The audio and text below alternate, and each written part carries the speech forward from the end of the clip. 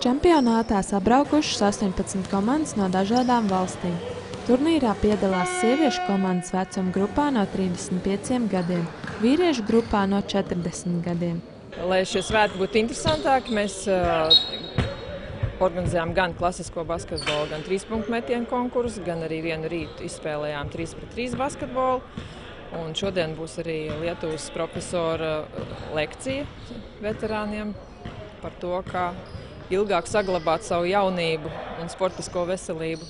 Latvijas sacensībās pārstāv 4 komandas. Liepāja pārstāv vīriešu komandu Kraukļi un sieviešu komandu Liepāja.